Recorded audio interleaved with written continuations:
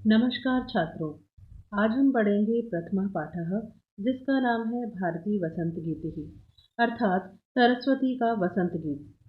यह पाठ आधुनिक संस्कृत के कवि पंडित जानकी वल्लभ शास्त्री के द्वारा रचित काकली नामक गीत संग्रह से लिया गया है।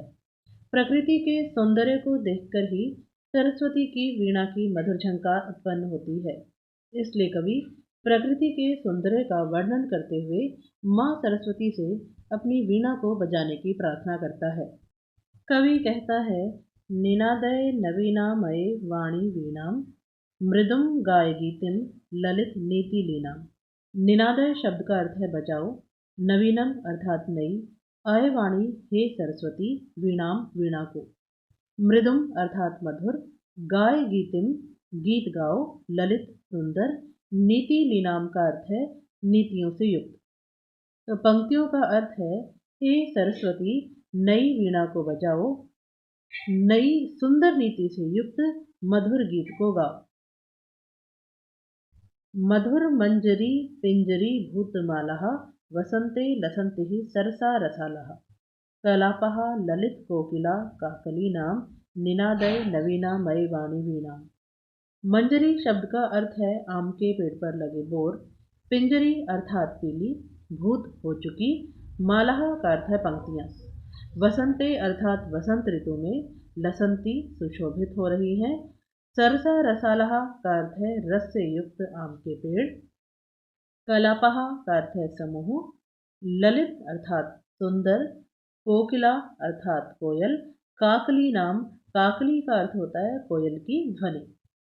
तो पंक्तियों का अर्थ है, इस वसंत ऋतु में मधुर मंजरियों से पीली हो चुकी रस से युक्त आम के वृक्षों की माला सुशोभित हो रही है। सुंदर काकली वाली कोयलों के समूह सुंदर लग रहे हैं। हे सरस्वती, अपनी नई वीणा को बजाओ। वहती मंद मंदम सनीरे समीरे कलिंदात्मजाया सवानीर तीरे। नताम पंक्तिम आलोक्य मधुमाधवीनाम निनादय नवीना मय वाणी वीणाम। वहती शब्द का अर्थ है बह रही है, मंद मंदम धीरे धीरे, सनीरे का अर्थ है जल से युक्त, समीरे अर्थात हवा, कलिंदात्मजाया का अर्थ है यमुना नदी, सवानीर तीरे का अर्थ है बेंत की लताओं से युक्त किनारे पर, नताम झुकी हुई, पंक्ति मालोक्य पंक्ति को देखकर, मधु माधवी नाम अर्थात मधु माधवी नामक लताओं के। तो पंक्तियों का अर्थ है, यमुना नदी के बेंत की लताओं से युक्त किनारे पर, जल से युक्त हवा के बहने पर, मधु माधवी की झुकी हुई लता को देखकर, हे सरस्वती, अपनी नई वीणा को बजाओ। ललित पल्लवे पादपे पुष्पपुंजे मलय मारुतो चुंबिते मंजुकुंजे।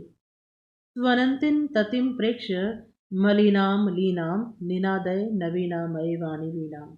ललित अर्थात सुंदर, पल्लवे पत्तों पर, पादपे पेड़ों पर, पुष्पपुंजे फूलों के गुच्छों पर, मलय मारुतो चुंबिते अर्थात मलय नामक पर्वत से आने वाली हवा के स्पर्श से, मंजू कुंजे सुंदर कुंजों पर, स्वनंतिन का अर्थ है ध्वनि करती हुई, ततिम प्रेक्ष्य पंक्ति को देखकर, मलिना का अर्थ है काले रंग के, अलीनाम भोरों की।